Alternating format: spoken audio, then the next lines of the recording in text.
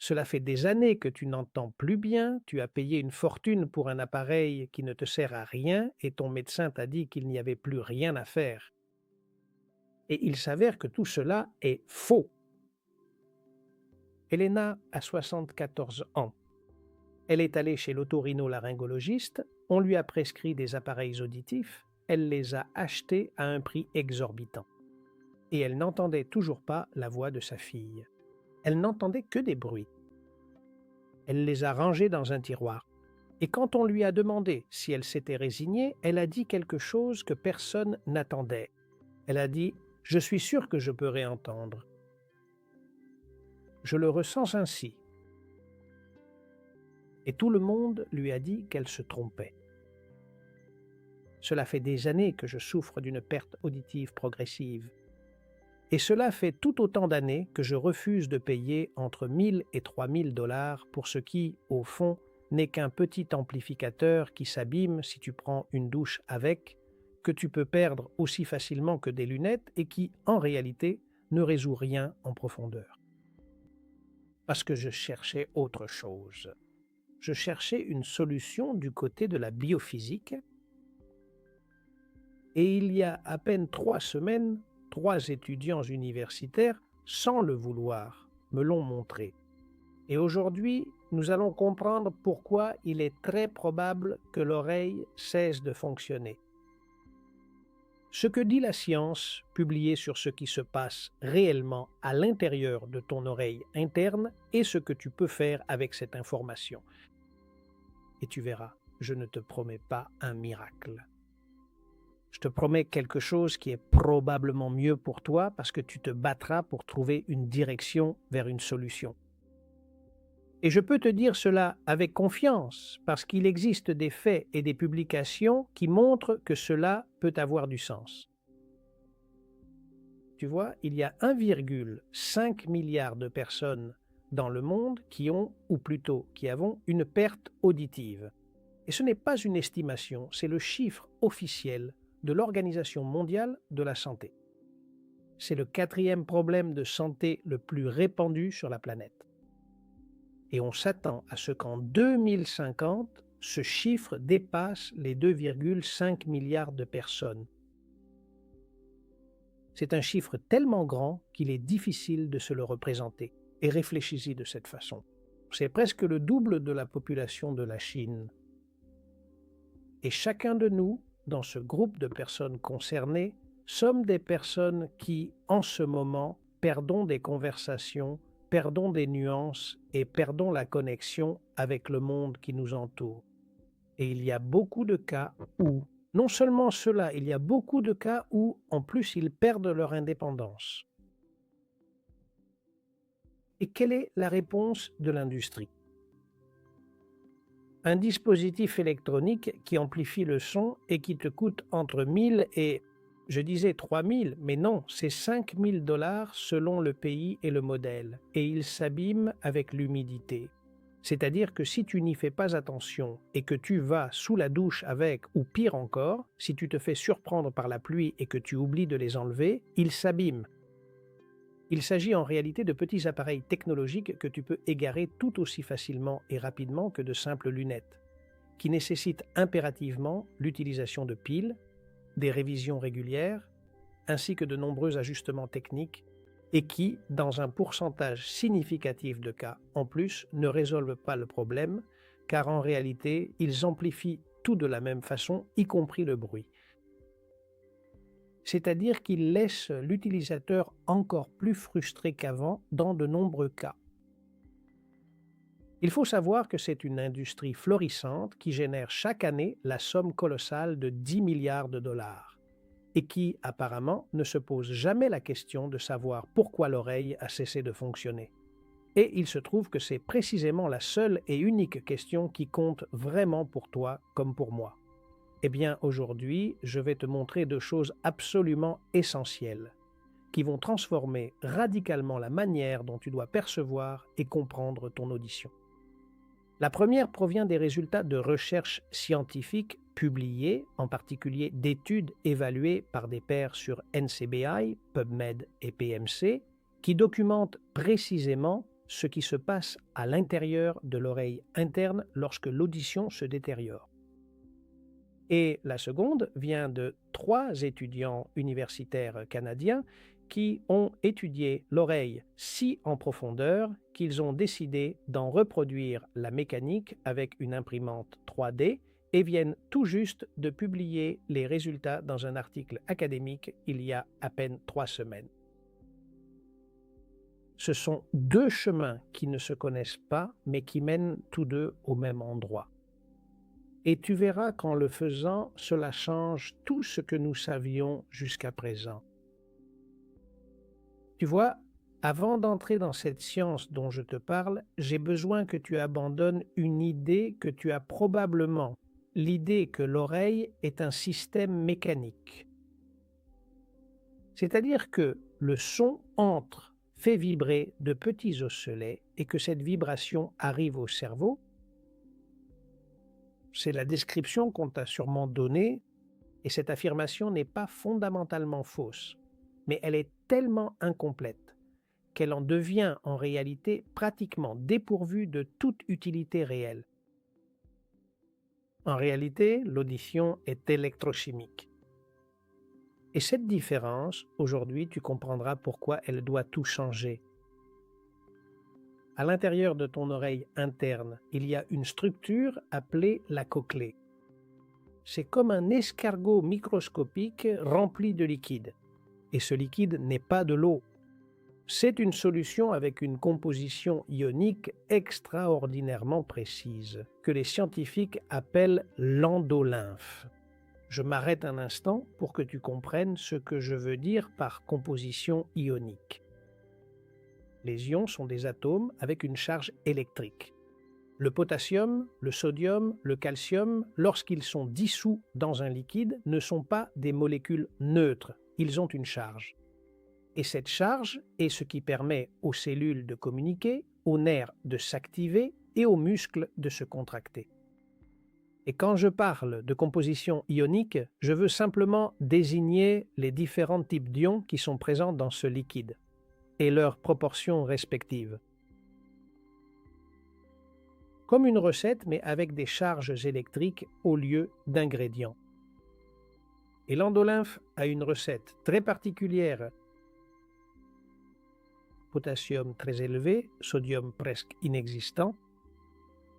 C'est le contraire de presque tous les autres fluides du corps. Et cette proportion ne peut pas varier.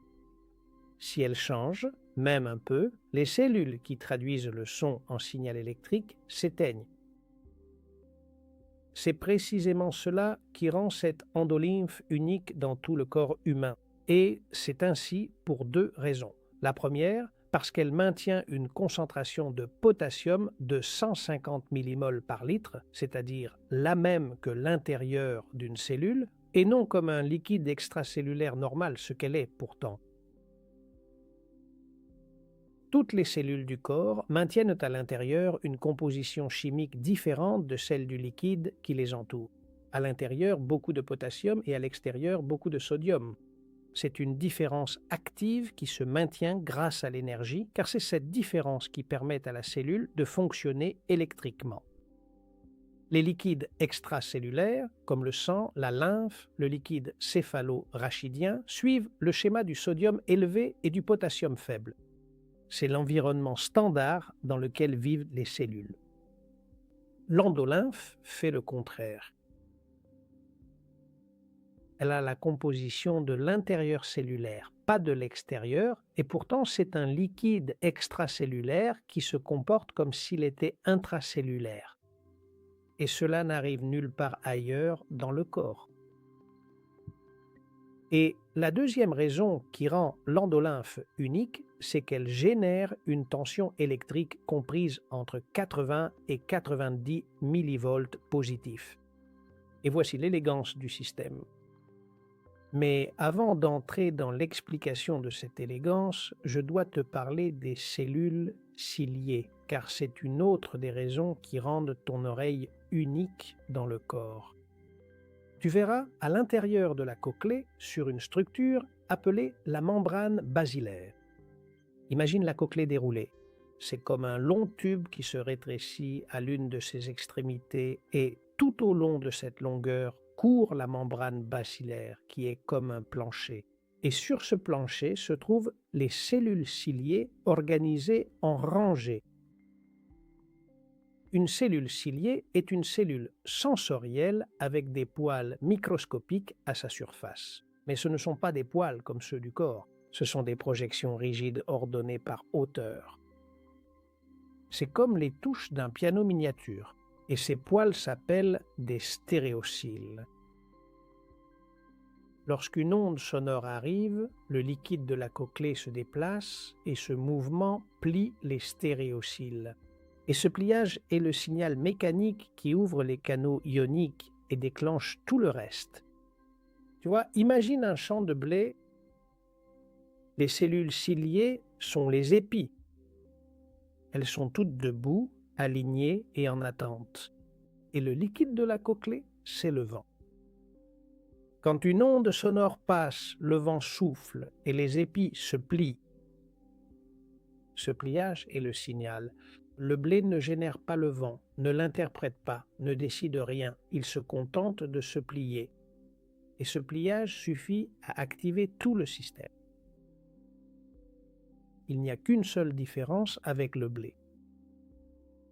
Quand l'épi se plie, il ouvre une porte. Eh bien, dans le cas des cellules ciliées, c'est par cette porte que le potassium de l'endolymphe entre. Et ce mouvement d'ion génère l'impulsion électrique qui voyage jusqu'au cerveau. Quand le blé se plie lentement, il ne se passe absolument rien. Mais quand la cellule ciliée se courbe, vous commencez alors à percevoir un son. La cellule ciliée est en essence un traducteur. Elle convertit le mouvement physique en électricité et la mécanique en information.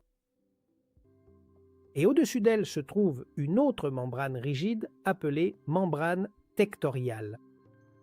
Les stéréocils des cellules ciliées touchent cette membrane par le dessus. Et lorsque l'onde sonore fait bouger le liquide et que la membrane basilaire se déplace, il y a un frottement entre les deux membranes. Et ce frottement plie les cils. Et cet ensemble complexe composé de la membrane basilaire, des cellules ciliées ainsi que de la membrane tectoriale s'appelle précisément l'organe de Corti. C'est, pour ainsi dire, littéralement le véritable organe de l'audition situé tout au fond, à l'intérieur même de l'organe global de l'audition. Maintenant que je t'ai expliqué cela, je reviens à cette élégance du système dont je te parlais. Les cellules ciliées de la cochlée ont, comme toutes les cellules, un intérieur chargé négativement d'environ 70 millivolts. C'est ce qu'on appelle le potentiel de membrane au repos. Eh bien, il se trouve que l'endolymphe qui les baigne a une charge positive de 80 à 90 millivolts. Et la différence entre les deux est d'environ 160 millivolts. Ce gradient, c'est-à-dire cette différence de potentiel électrique, est la batterie qui alimente l'audition. Et lorsqu'une onde sonore arrive et plie les cils de ces cellules, des canaux ioniques s'ouvrent et le potassium de l'endolymphe pénètre rapidement à l'intérieur de la cellule, poussé par cette différence de potentiel. C'est précisément ce mouvement rapide d'ions positifs qui génère alors le signal électrique complexe que le nerf auditif s'empresse de transmettre directement jusqu'au cerveau. Si la charge de l'endolymphe était négative, comme c'est le cas pour la majorité des autres fluides corporels, ce gradient de potentiel électrique ne pourrait pas exister. Il n'y aurait pas de batterie et il n'y aurait pas non plus d'audition. Dans la revue PNAS, qui est l'une des revues scientifiques les plus prestigieuses au monde et qui est éditée par l'Académie nationale des sciences des États-Unis, ont été publiés les résultats obtenus par des chercheurs de l'université d'Osaka dans lesquels on reconnaissait quelque chose de remarquable. Pour la première fois, il mesurait le mécanisme qui avait été une énigme pour la science pendant un demi-siècle. Plus de 50 ans s'étaient écoulés depuis que l'on avait découvert que l'endolymphe possède une charge positive et que cette charge est essentielle à l'audition. Et c'est Georg von Békésy, un physiologiste hongrois, qui l'a mesurée et décrite. Et il l'a fait grâce à des travaux qui lui ont valu le prix Nobel de physiologie en 1961. Von Békésy est le père de la biophysique de l'oreille interne. Mais 50 ans plus tard, le mécanisme restait une énigme. On ne savait pas comment ce voltage était généré, quelle structure le produisait ou comment il restait stable. Et comme tu peux l'imaginer, savoir qu'il existe une batterie n'est pas la même chose que de savoir comment elle fonctionne à l'intérieur. Eh bien, c'est précisément ce qu'a résolu l'équipe d'Osaka en 2008. Et lorsqu'ils l'ont enfin décrit, ils l'ont fait avec une précision qui me semble poétique. Le potentiel électrique endocochléaire de l'oreille interne constitue en réalité la différence de voltage la plus importante et la plus élevée que l'on puisse trouver au sein de tout le corps humain. Ni dans le cœur, ni dans le cerveau, dans l'oreille. Tu vois, le cœur génère de l'électricité. En fait, c'est la première chose à laquelle les gens pensent quand on parle de voltage dans le corps. Cette impulsion électrique qui coordonne les battements est celle que mesure l'électrocardiogramme. Mais la tension qui fait battre le cœur tourne autour de 90 millivolts entre l'intérieur et l'extérieur de ces cellules. Le cerveau aussi génère de l'électricité. Les neurones déclenchent des potentiels d'action d'environ 100 millivolts et c'est ce qui permet de penser, de se souvenir et de bouger un doigt. Mais l'oreille est très différente. La différence entre l'intérieur d'une cellule ciliée, moins 70 millivolts, c'est-à-dire négatif, et l'endolymphe qui l'entoure, 80 à 90 millivolts positifs, donne une différence de 150 à 160 millivolts. Plus que le cœur, plus que le cerveau. Et ce n'est pas un accident. Pourquoi ? Eh bien, aussi compliqué que cela puisse te paraître, l'explication est en réalité très simple. L'oreille a besoin d'une batterie aussi puissante parce qu'elle doit détecter des signaux extraordinairement faibles. Le son le plus faible qu'une oreille humaine puisse percevoir déplace les stéréocils de moins d'un seul nanomètre. Et pour bien se rendre compte, un nanomètre, c'est une distance infime qui correspond exactement à 1/1000e de millimètre.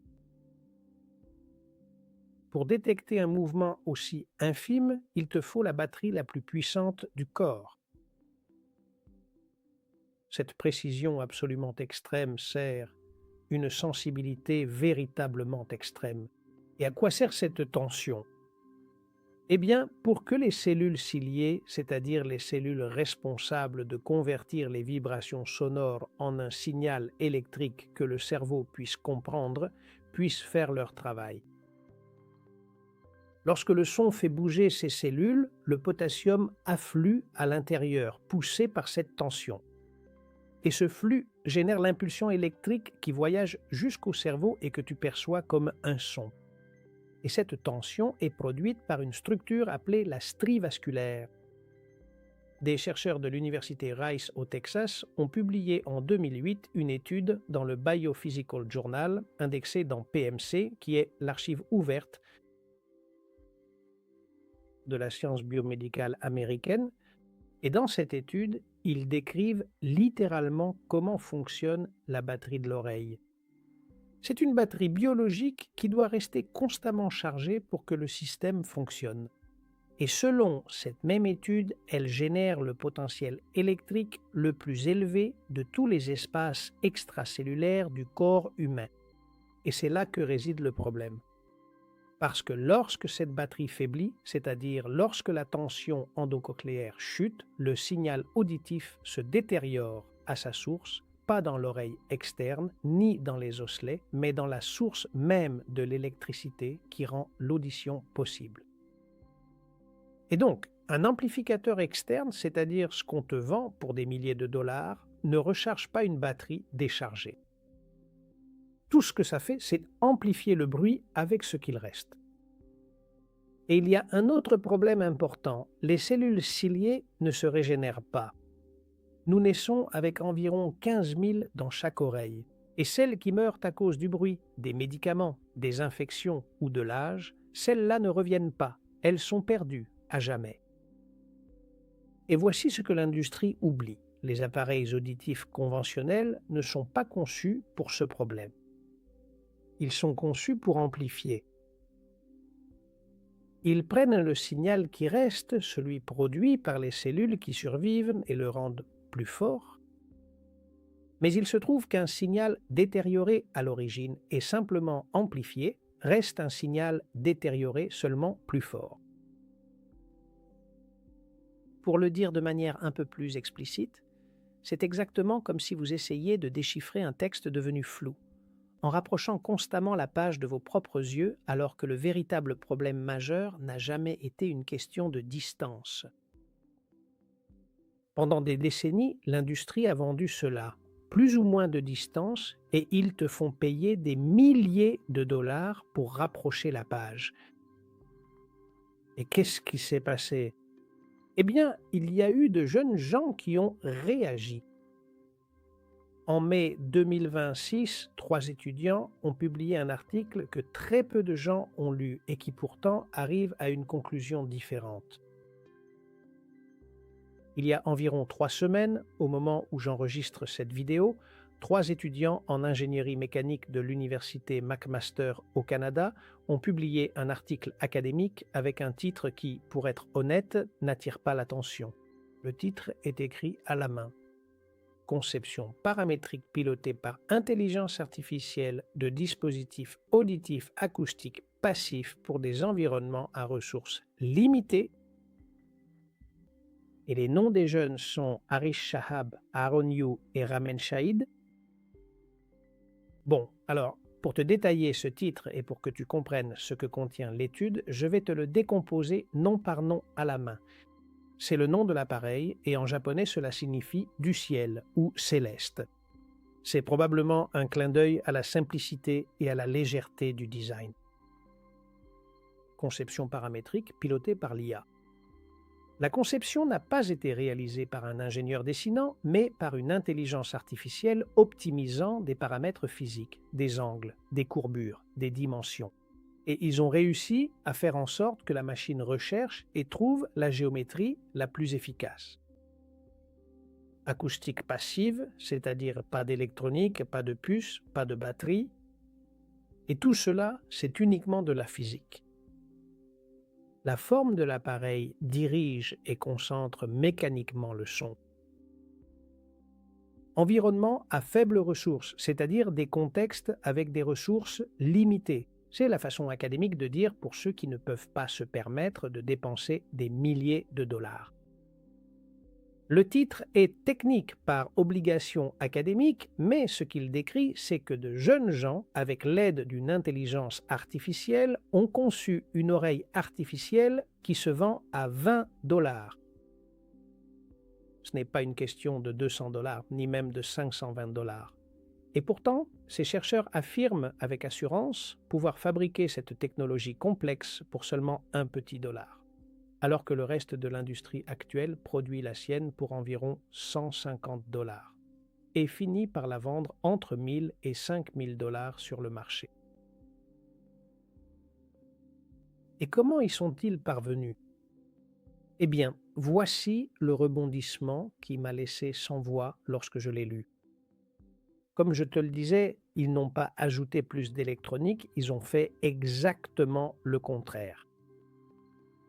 Ils ont étudié la mécanique de l'oreille humaine si en profondeur qu'ils ont décidé de la reproduire physiquement avec une imprimante 3D, sans microprocesseur, sans amplificateur numérique et sans batterie. Un dispositif acoustique passif, ce sont leurs propres mots, qui laissent la physique faire le travail et qu'ils appellent passive acoustique, dans leur article. Et cette décision qui consiste à revenir à la physique au lieu d'ajouter plus de technologie. C'est la même conclusion à laquelle aboutit la biophysique, mais depuis un angle complètement différent. Eux ont résolu le problème depuis l'ingénierie mécanique et moi je le cherche depuis la biophysique cellulaire. Les deux approches ne se connaissent pas et n'ont pas lu les mêmes articles, mais ils décrivent la même chose, que l'oreille n'est pas un problème d'amplification, c'est un problème de physique. Et il y a quelque chose de plus ici qui me semble significatif.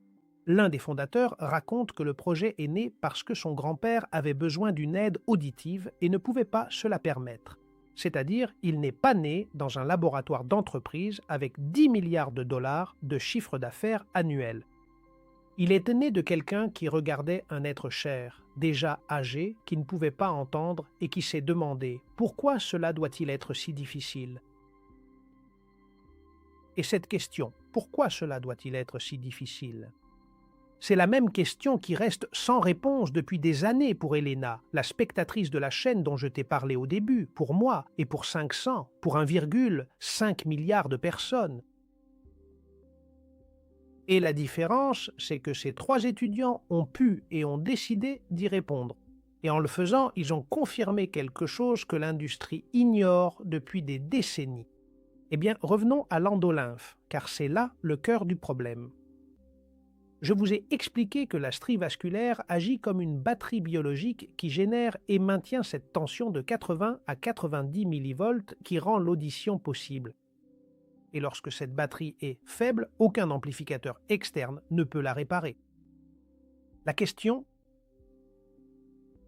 pourquoi la batterie est-elle faible? Vous trouverez ici 2 études publiées dans PMC qui apportent une réponse qui devrait figurer dans tous les manuels de médecine, mais il me semble qu'elle n'y est présente dans aucun. La première a été signée par Anne Nguyen Huynh, chercheuse au Centre de recherche sur la guérison de l'Oregon à l'Université de la Santé et des Sciences de l'Oregon à Portland et a été publiée en 2012 dans la revue Seminars in Hearing. Et elle décrit quelque chose que la médecine conventionnelle considère comme un simple fait. Toute altération de la barrière entre le sang et l'oreille interne entraîne une perte auditive immédiate, car cette barrière est ce qui permet de maintenir le potassium là où il doit être. Et lorsque l'inflammation chronique la compromet, le potassium chute, et avec le potassium, le voltage chute aussi. Le deuxième article a été publié par les chercheurs Soo-Young Jung, San-Hoon Kim ainsi que Sung-Young Yong de la faculté de médecine de l'université Kyung-Hee située à Séoul en Corée du Sud. Cette étude est parue au cours de l'année 2019 dans la revue spécialisée nommée Nutrients. Dans leurs travaux, ils documentent quelque chose que votre médecin ORL ne vous dira probablement pas non plus.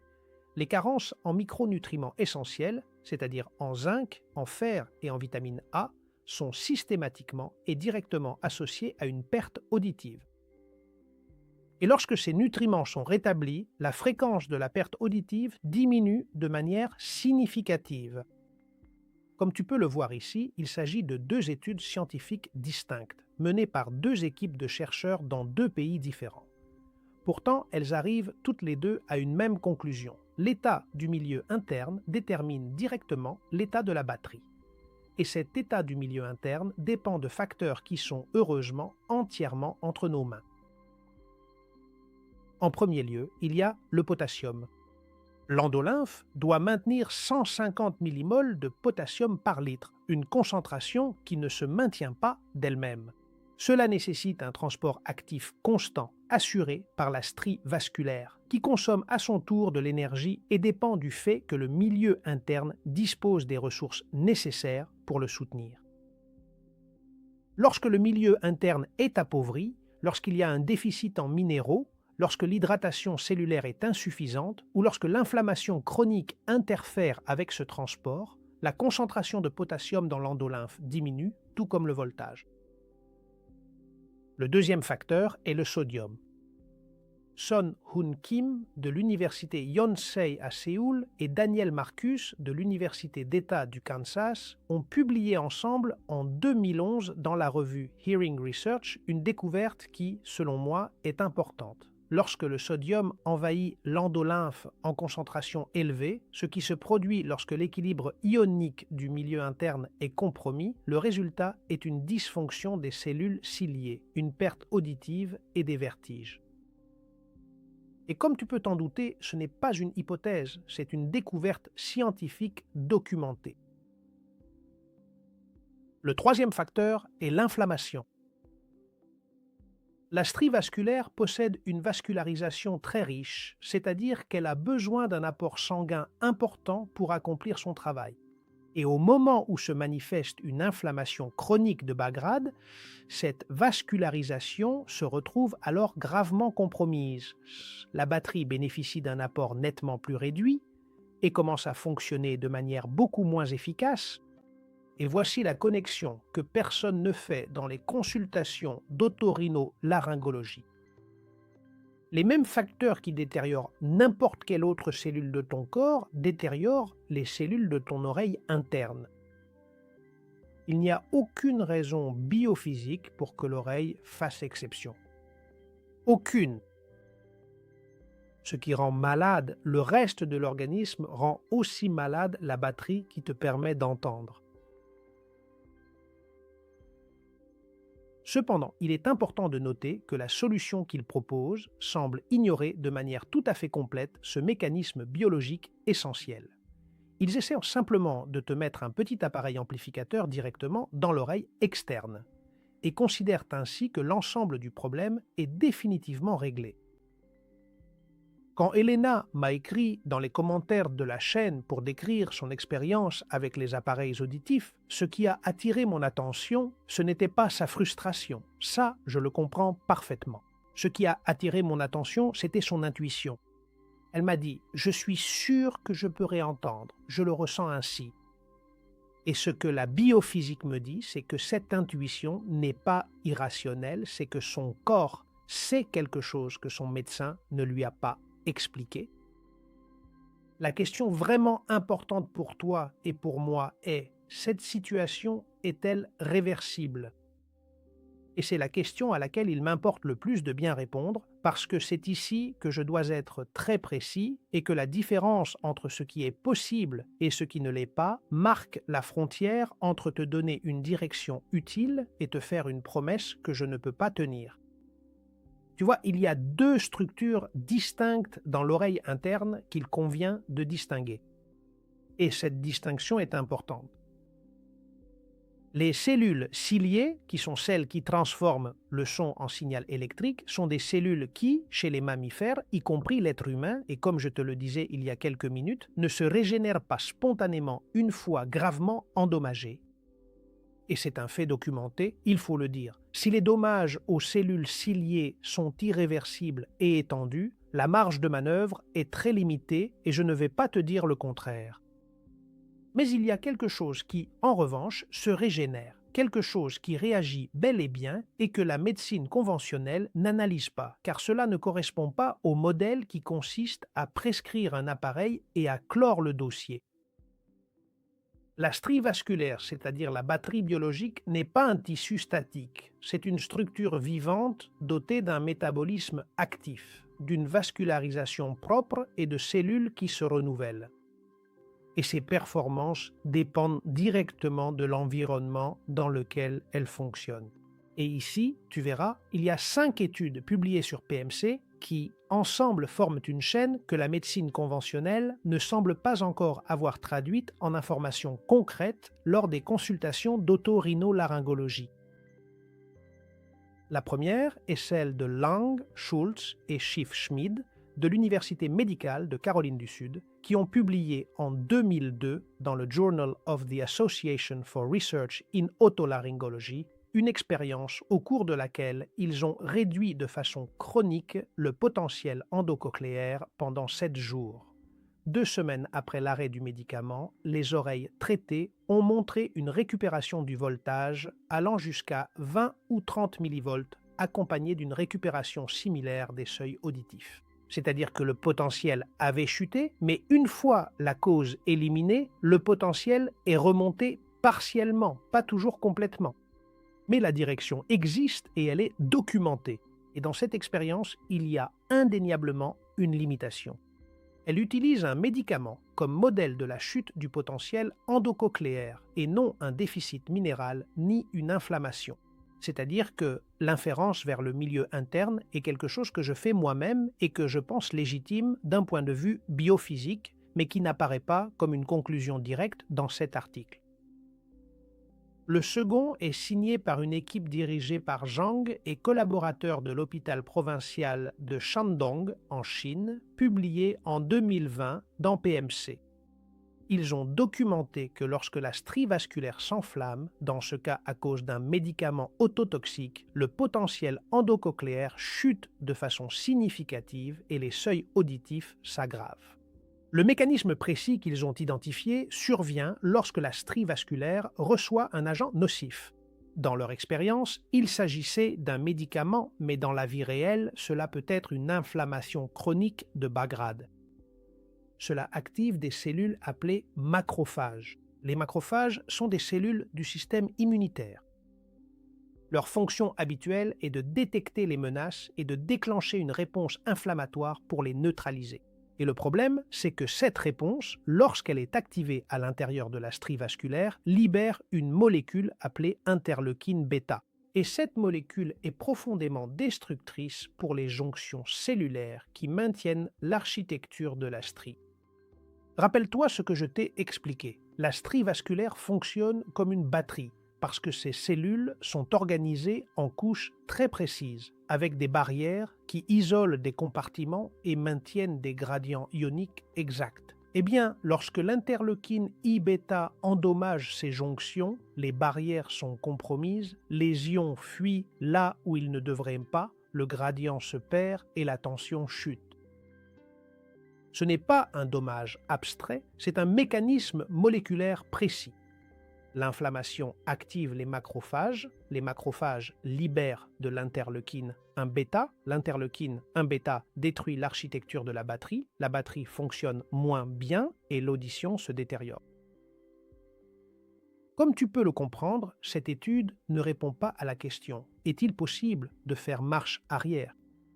C'est une étude sur les dommages, pas sur la récupération.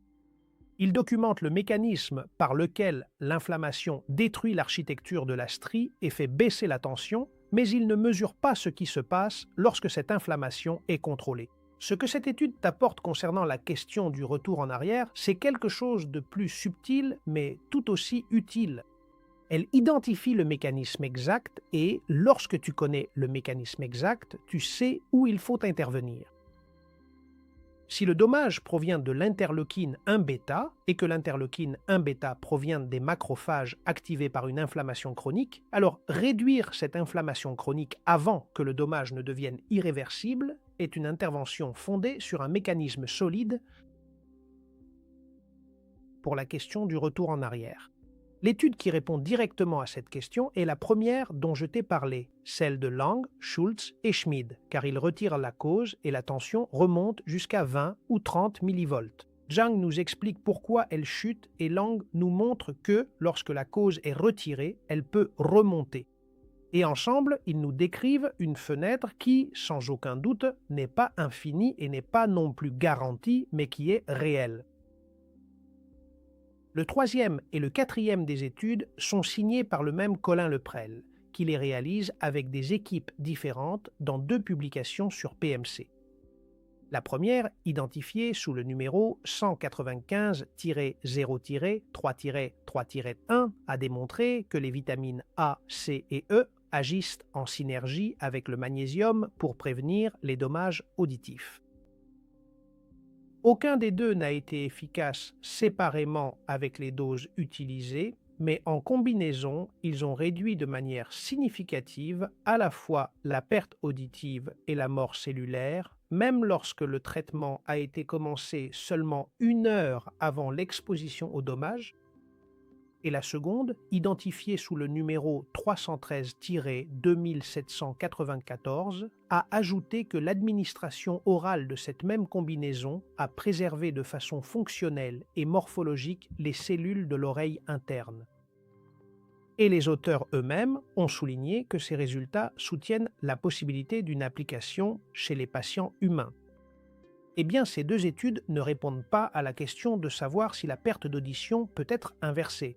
Elles répondent à quelque chose de différent et, d'une certaine manière, de plus important. Elles démontrent que la détérioration n'est pas inévitable, que l'oreille interne, lorsqu'elle dispose des ressources dont elle a besoin, c'est-à-dire des antioxydants, du magnésium, une vascularisation fonctionnelle, résiste et que la batterie n'est pas obligée de continuer à se décharger. Et que cette décision dépend en grande partie de toi.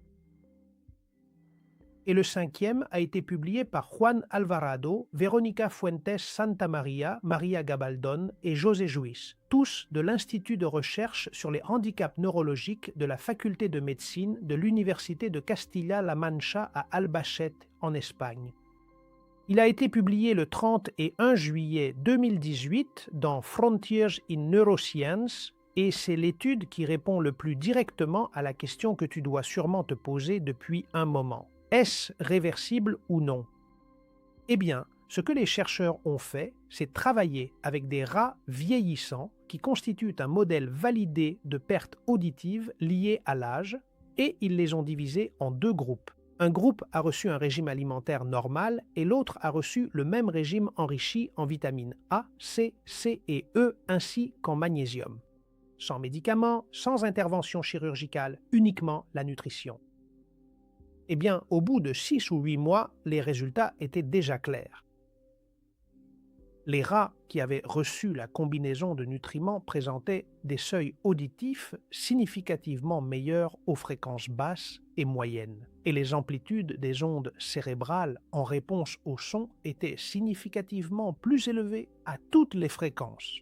En d'autres termes, cela signifie qu'elles n'entendaient pas seulement mieux, mais que leur cerveau parvenait à traiter le son avec une intensité plus marquée et une clarté nettement accrue. La dégénérescence de la microcirculation de la strie vasculaire est l'un des principaux facteurs contribuant à la perte auditive liée à l'âge.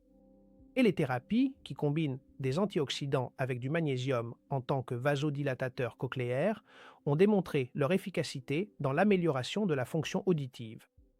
Et voici l'élément le plus important à retenir. Cet effet protecteur n'a pas disparu avec le temps. Il a au contraire persisté de manière durable chez les animaux les plus âgés.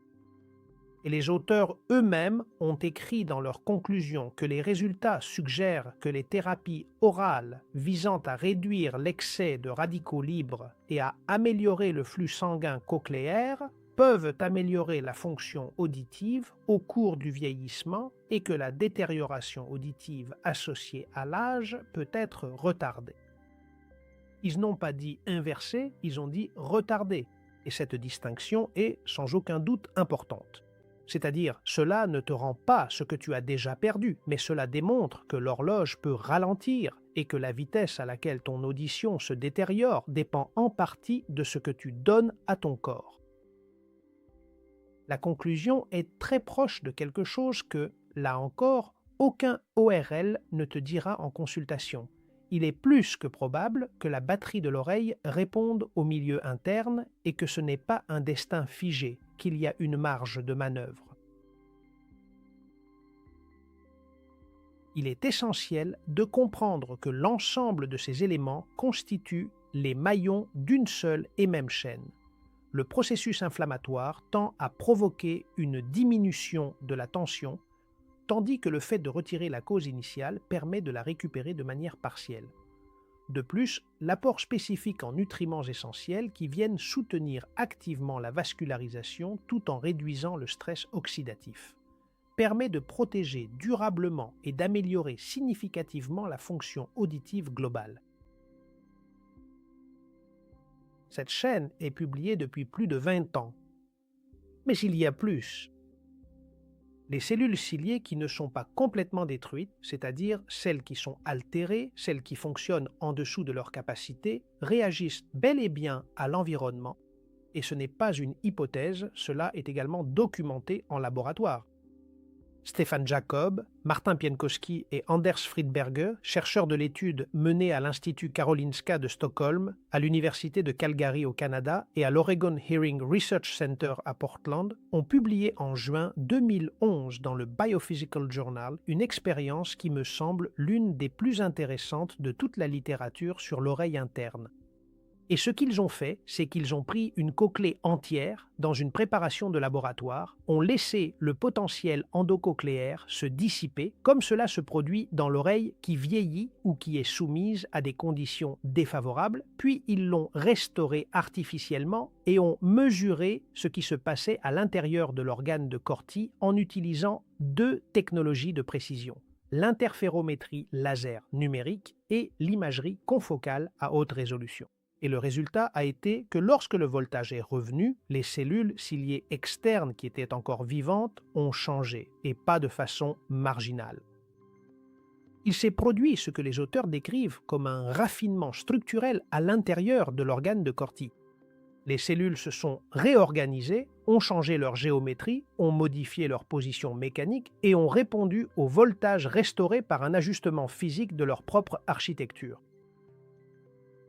Et cela a une implication directe pour la question du retour en arrière. C'est-à-dire que cela ne ressuscite pas les cellules mortes, mais cela démontre que les cellules qui restent vivantes, même si elles sont compromises, même si elles fonctionnent en dessous de leur capacité, ne sont pas passives, n'attendent pas de mourir et répondent à l'environnement électrique dans lequel elles travaillent. Un potentiel de membrane amélioré modifie leur configuration. Une endolymphe avec la bonne composition ionique change les conditions dans lesquelles elles opèrent. Elles ne les ressuscitent pas, mais elles les mettent dans des conditions pour mieux fonctionner. En résumé, pour quelqu'un de 45 ou 55 ans qui a encore des cellules ciliées vivantes. C'est l'information la plus importante de cette vidéo. Pense-y ainsi, si tu as un moteur qui fonctionne mal parce qu'il a passé des années avec une huile de mauvaise qualité, un carburant médiocre et sans entretien, changer ces conditions ne te donne pas un moteur neuf. Mais cela te donne quand même un moteur qui fonctionne mieux qu'avant, et parfois beaucoup mieux. Elena ne sait pas si ces dommages sont réversibles ou non. Je ne le sais pas non plus dans mon cas. Mais ce que je sais et ce que la biophysique documente, c'est que travailler sur l'environnement est toujours la première décision intelligente, car c'est la seule qui agit sur la cause. Et tout le reste consiste à gérer les conséquences. Et voici une information qui me semble révélatrice à portée de main. C'est-à-dire que ces 3 étudiants qui ont reproduit la mécanique de l'oreille pour 20 $ présentent leur dispositif comme un pont vers l'attention clinique et non comme une solution définitive. Autrement dit, ils reconnaissent eux-mêmes que le dispositif externe ne résout pas le problème de fond.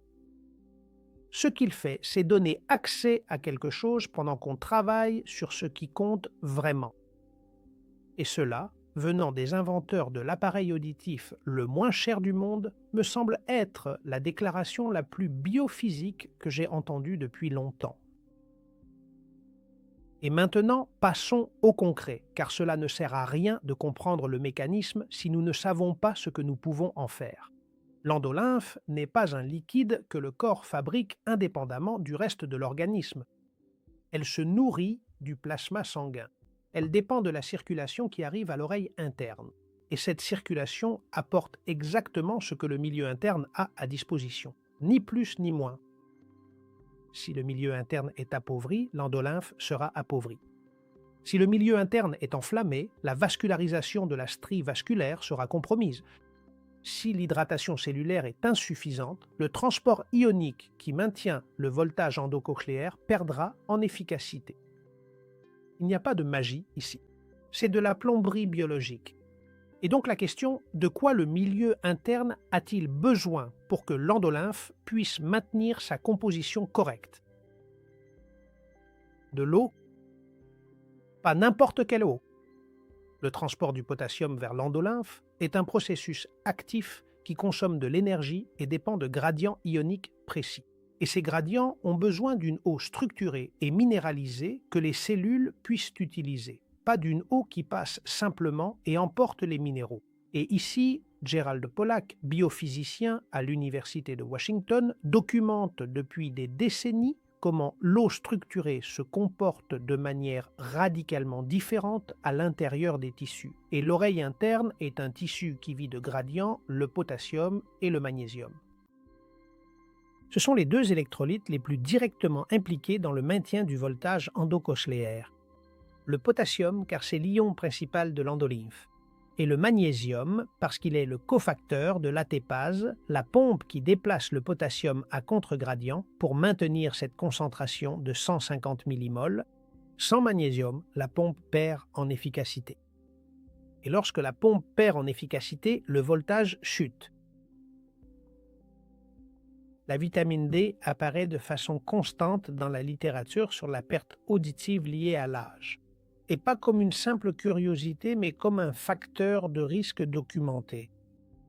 La vitamine D régule l'expression des gènes impliqués dans la fonction de la strie vasculaire. Et sa carence, qui est plus que prouvée, qui est endémique chez la population de plus de 60 ans, compromet directement la capacité de la batterie biologique à maintenir ses performances. Les acides gras qui sont essentiels. Tu vois, le nerf auditif, appelé nerf vestibulo-cochléaire, est recouvert de myéline et la myéline est fabriquée à partir de graisses, avec les bonnes graisses, notamment les oméga 3 et le DHA, qui est l'acide gras le plus abondant dans le tissu nerveux. Lorsque l'alimentation est pauvre en ces graisses et riche en huiles industrielles, qui entrent en compétition avec les oméga 3 pour les mêmes récepteurs, l'intégrité de la myéline se détériore et une myéline détériorée conduit moins bien. Le son arrive plus lentement, plus déformé et plus confus. L'inflammation, qui est le facteur transversal présent dans tous les autres, l'inflammation chronique de bas grade, celle qui ne fait pas mal, qui ne donne pas de fièvre, qui est simplement là. Comme un bruit de fond du métabolisme, elle compromet la vascularisation de l'oreille interne. Elle interfère avec le transport ionique, détériore la myéline et accélère le vieillissement des cellules ciliées. Et ces sources sont toujours les mêmes. Huiles industrielles, sucre, farine raffinée, manque de sommeil et stress chronique. Quand Elena m'a écrit, moi, je ne savais pas si sa perte auditive était réversible et je ne le sais toujours pas, mais je sais que personne ne lui avait expliqué aucun de ces facteurs. Et à toi, probablement pas non plus jusqu'à ce que tu aies vu cette vidéo, et plus que probablement, tu n'as pas non plus travaillé à résoudre aucun de ces facteurs. Et c'est triste, et sûrement ton médecin a clos ton dossier en te recommandant une prothèse auditive qui, en réalité, n'est pas une solution. Ce n'est qu'un pansement. Avec tout mon respect, je pense que ce n'est pas de la médecine, c'est juste une gestion du silence. Mais avant d'entrer dans le protocole, je veux faire une petite pause, un instant. Cette chaîne existe parce que je crois que l'information qui est partagée ici, que je partage avec toi, mérite d'atteindre tout le monde, sans filtre, sans sponsor, sans engagement envers qui que ce soit. Et j'aimerais que cela reste ainsi. Mais maintenir cette indépendance a un coût réel, en temps, en recherche, en heures de lecture d'articles scientifiques et aussi en ressources économiques. Oui, la chaîne t'apporte quelque chose. Si tu sens que ce que tu apprends ici change la façon dont tu comprends ta santé, il existe un moyen pour que ce travail puisse continuer à grandir. Je t'invite à devenir membre de la chaîne et à me soutenir comme mécène avec une petite contribution si tu peux, si cela t'est possible. Et qu'est-ce que cela signifie? Cela signifie que tu feras partie d'une communauté plus proche, une où la conversation pourra être plus directe, plus profonde, et tu seras aussi quelqu'un à qui je pourrai accorder plus d'attention, quand tu auras une question qui mérite une réponse réfléchie. Et pas seulement cela, cela signifie aussi soutenir quelque chose d'autre que je construis petit à petit. Une sélection de ressources vérifiées, des produits dont je parle sur la chaîne, que je connais, dont je connais la qualité et sur lesquels je peux répondre. Parce qu'il y a beaucoup de bruit là-dehors. Et l'une des choses qui m'inquiète le plus et qu'on me demande le plus souvent, c'est où trouver ce que je recommande avec de vraies garanties. Quand ce sera en place, en tant que membre de la chaîne, tu bénéficieras d'un traitement spécial. Si tu veux franchir cette étape, le lien se trouve dans la description et aussi sur la page d'accueil de cette chaîne, où tu peux voir toutes les vidéos publiées. Il te suffit de cliquer là où il est écrit « Rejoindre ». Et si tu ne peux pas, ou si ce n'est pas le moment, la chaîne reste la tienne exactement de la même façon. Rien ne change dans ce que tu reçois et recevras ici. Merci beaucoup et je continue. Eh bien, arrivés à ce point, je veux être très précis sur ce que je vais te raconter maintenant. Parce que ce que je vais t'offrir n'est pas un traitement, ni une guérison, c'est un protocole d'optimisation du milieu interne, qui est le même que je développe depuis un certain temps sur cette chaîne, appliqué dans ce cas précisément aux conditions que la biophysique identifie comme pertinentes pour la fonction auditive. Si tu es sur la chaîne depuis un moment, tu vas reconnaître les 5 piliers. Et si tu es nouveau ici, bienvenue, car ce que tu vas entendre maintenant n'est pas seulement pour l'oreille, c'est pour tout. D'abord, l'eau. L'oreille interne fonctionne grâce à des gradients ioniques et ces gradients ont besoin d'une eau que les cellules puissent utiliser, mais pas d'une eau qui entre, emporte les minéraux et ressort. Ils ont besoin d'une eau correctement minéralisée, une part d'eau de mer pour 3 parts d'eau douce à faible minéralisation, ou de l'eau douce avec du sel vierge de saline marine non raffiné à raison d'environ 6 grammes par litre. Cela apporte le sodium, le potassium, le magnésium et les oligoéléments dont le transport ionique de la strie vasculaire a besoin pour maintenir ses performances. Et en plus de l'eau structurée au soleil dans un récipient en verre, car l'eau structurée, comme le documente Pollack, s'intègre dans les tissus au lieu de simplement les traverser.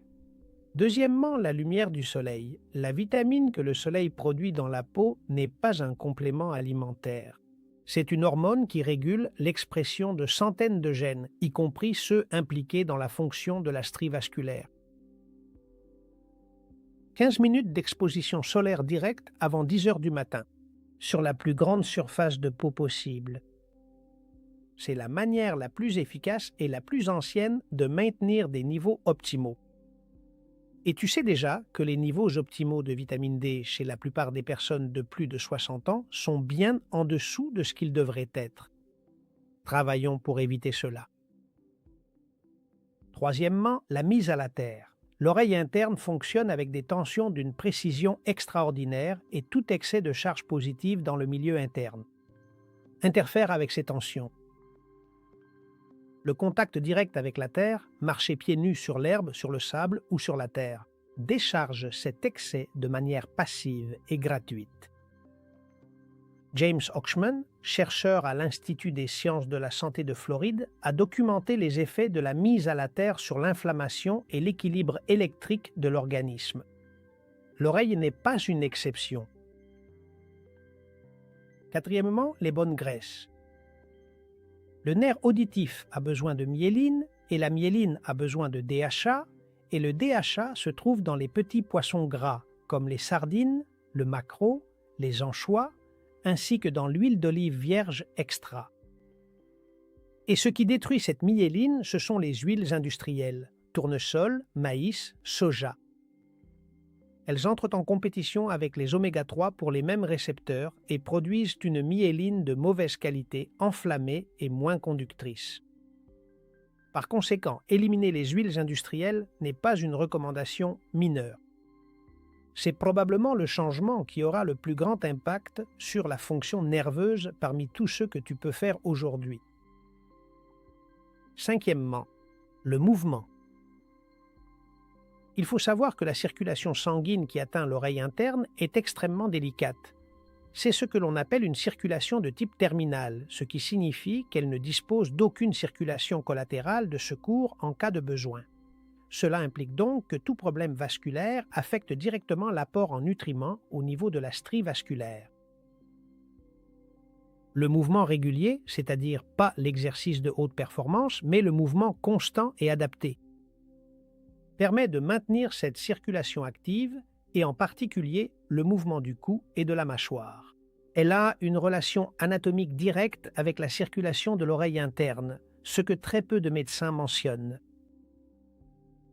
Et le sommeil? Je n'ai pas inclus le sommeil dans les 5 piliers classiques car il mérite une vidéo à part entière dans le contexte de l'oreille interne. Je ne peux pas l'ignorer.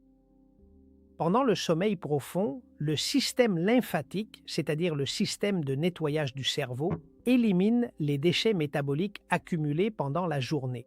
Ce système baigne également le nerf auditif et les structures de l'oreille interne. Sans un sommeil profond, ce nettoyage n'a pas lieu, et ce qui n'est pas nettoyé s'accumule, et ce qui s'accumule se détériore.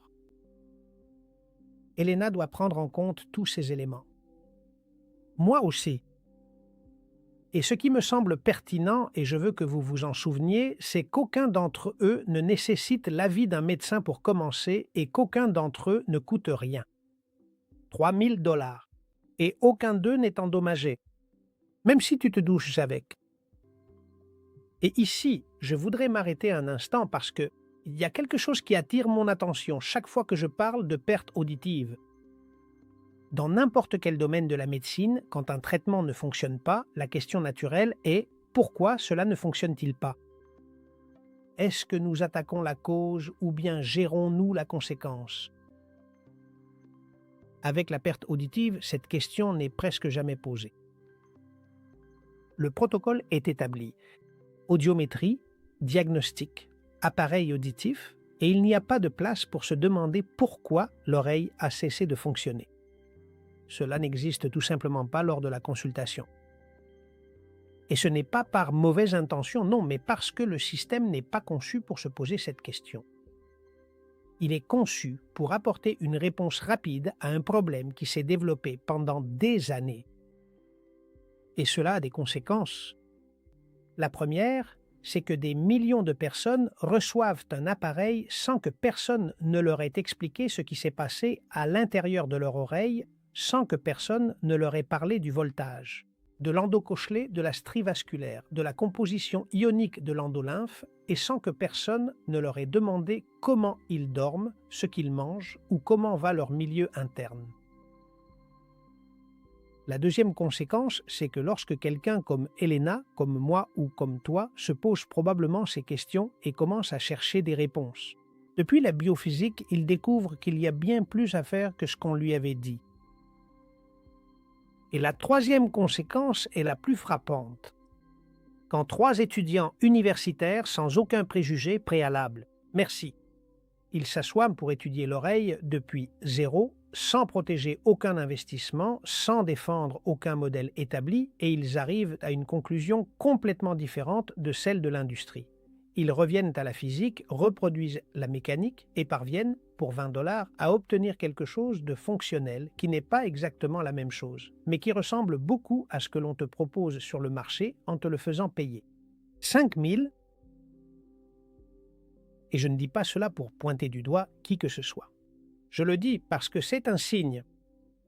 Quand un regard neuf arrive à une conclusion si différente de celle du regard établi, c'est qu'il se passe quelque chose d'important et cela mérite qu'on y prête attention. Cela fait des années que j'y prête attention et ce que j'ai découvert, c'est ce que je te raconte aujourd'hui. Je veux revenir à Elena et je veux revenir à moi parce que cette vidéo, elle n'est pas née d'une recherche académique, elle est née d'une expérience personnelle que je reconnais chez elle et que tu reconnais probablement toi aussi si tu es ici. Et passer des années à remarquer que le monde sonne différemment, que tu demandes qu'on te répète les choses et que, lors d'une conversation avec du bruit de fond, tu rates la moitié. Ou que, lors d'un dîner avec plusieurs amis, il y a des moments où tu te déconnectes tout simplement, parce que tu n'arrives plus à suivre la conversation ou que tu commences à lire sur les lèvres sans t'en rendre compte. Ou qu'il y a une fatigue particulière, différente de toutes les autres, qui vient du fait de passer la journée à t'efforcer d'entendre ce qui, avant, arrivait sans effort. Ce n'est pas de la vieillesse. C'est un milieu intérieur qui envoie depuis des années des signaux que personne n'a su lire. J'ai refusé d'accepter que la seule réponse était un appareil. Et pas par entêtement, mais parce que la biophysique me dit qu'il y avait des questions sans réponse. Et quand il y a des questions sans réponse, le dossier n'est pas clos. Elena a refusé par intuition. Et cette intuition que le corps a quand il sait que quelque chose ne va pas, mais qu'il sait aussi qu'il n'a pas encore atteint sa limite, cette voix intérieure qui dit « pas encore », alors que le monde extérieur dit « il n'y a plus rien à faire », est extrêmement importante. Comme tu le sais, je ne suis pas médecin, je suis chercheur. Et ce que je te raconte dans cette vidéo vient de la biophysique et de la littérature scientifique publiée, pas d'une consultation clinique. Pour ton cas concret, pour ton type spécifique de perte auditive, pour les décisions qui concernent ton traitement actuel, tu as besoin d'un spécialiste qui te connaisse de près. Cela ne change pas. Mais ce qui change, ce que j'espère avoir changé. Après avoir visionné cette vidéo, voici la question que vous poserez à ce spécialiste. Car maintenant, vous savez que la tension endocochléaire existe, que la strie vasculaire existe, que l'endolymphe existe, et vous connaissez également sa composition ionique précise.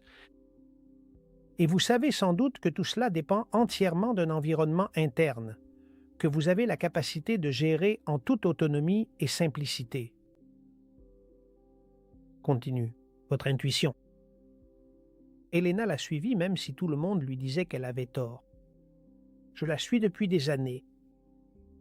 Et l'intuition qui dit « je n'ai pas encore atteint ma limite », cette voix que le système tente de faire taire avec un diagnostic rapide et un appareil coûteux, mérite plus de respect que ce que nous lui accordons habituellement. Cela s'appelle la dignité. 3 semaines avant d'enregistrer cette vidéo, 3 étudiants universitaires ont publié un article que personne n'attendait.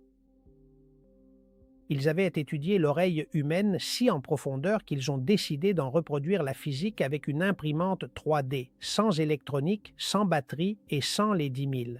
Millions de dollars de l'industrie derrière. Et ils commencent à le vendre pour 20 $.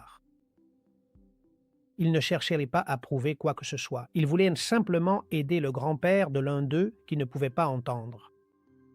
Et quelqu'un s'est demandé pourquoi cela doit-il être si difficile. Et il l'a fait avec l'ingénuité nécessaire pour poser les questions que les experts semblent avoir oubliées. Et la réponse n'est pas simple, mais elle n'est pas impossible non plus. L'oreille interne, c'est de l'électricité. C'est de la chimie, c'est du voltage, c'est un liquide, avec une composition ionique que le corps peut maintenir ou non, selon ce que tu lui donnes. Et l'industrie t'offre un amplificateur. La biophysique t'offre quelque chose de différent, comprendre ce qui s'est passé. Et quand tu comprends ce qui s'est passé, alors tu as quelque chose qu'aucune aide auditive ne peut t'offrir. Tu as une direction. Je vais continuer à travailler. La mienne, Elena va continuer à travailler sur la sienne et j'espère que toi aussi tu travailleras sur la tienne. Si cette vidéo t'a ouvert une porte, partage-la, car il y a 1,5 milliard de personnes dans le monde qui croient depuis des années qu'il n'y a rien d'autre à faire. Et peut-être qu'ils ont juste besoin d'écouter avec l'audition qui leur reste, car oui, il en reste. Comme je te le dis toujours en avant, et je te lis dans les commentaires.